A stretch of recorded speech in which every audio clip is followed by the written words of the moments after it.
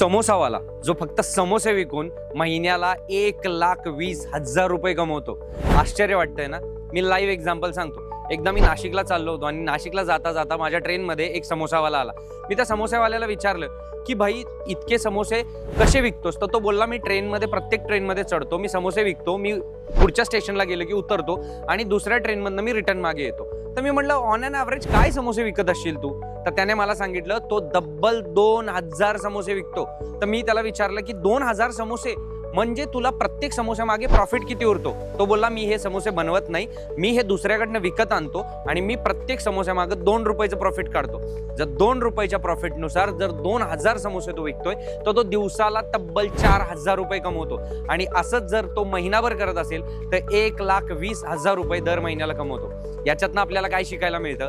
तर बिझनेस करणं किती गरजेचं आहे. आज आपण राबून 9 to 5 आपण काम करून नोकरी करून आपण 10 ते 20,000 रुपये मान कमवतो.